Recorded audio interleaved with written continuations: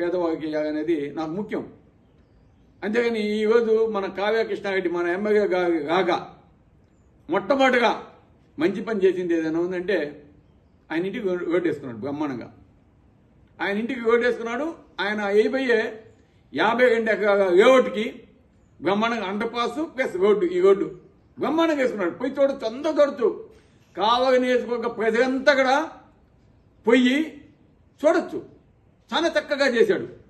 అదేవిధంగా మేము కోరుకునేది కావలిగా ఉన్న ప్రతి ఒక్క రోడ్డు కూడా వేయించమని మేము ఎమ్మెల్యే కానీ అదే స్పెసిఫికేషన్స్ చేయమని మేము కోరుతున్నాం. మంచి చేసి ఎప్పుడు కూడా మేము సపోర్ట్ చేస్తాం. ఏ విధంగా అయితే నువ్వు మీ ఇంటికి నువ్వు అయిపోయే 52 ఎకరాల లేఅవుట్కి రోడ్డు వేసావో అదేవిధంగా ఆ ఇందిరమ్మ కాలనీ కావచ్చు, అదే వెంగగా నగగా ఉన్న రోడ్లు కావచ్చు, అదేవిధంగా 2వ వార్డ్స్ ఆ జొన్నయ్యగుంట ఆ ప్రాంతాల్లో ఉన్న రోడ్స్ కావచ్చు, ఎక్కడైతే పేదలు నివసిస్తున్నారో ఆ రోడ్లన్నీ కూడా వేయాలని మేము కోరుతున్నాం. తప్పకుండా మీరు చేస్తే సంతోషిస్తాం.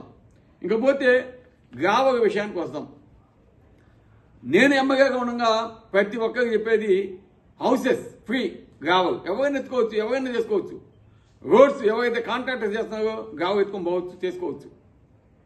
అఫ్కోర్స్ కొంతమంది వీటితో పాటు స్వప్రయోజనాలకి గ్రావల్ తోడుకున్న మాట వాస్తవం.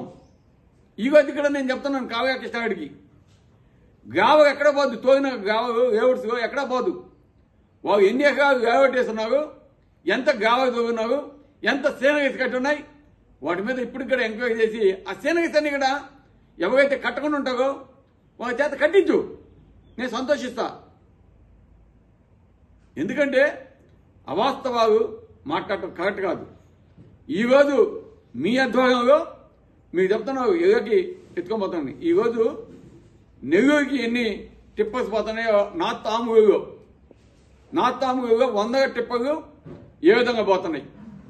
దగదెత్తులో తడకు కావచ్చు, అదేవిధంగా ఇతర ప్రాంతాల నుంచి ఏ విధంగా పోతుందో ఆలోచించవచ్చు. అదేవిధంగా భోగోలో తిప్ప కావచ్చు, చెవుల నుంచి గావ కావచ్చు, ఏ విధంగా పోతుందో ఆలోచించవచ్చు. ఇంకా మీకు ప్రత్యక్షంగా కనిపించవు కాబట్టి, ఎందుకంటే మీరు చేస్తున్న అక్రమాలు మీ కంటికి కనిపించవు కాబట్టి అక్రమాలు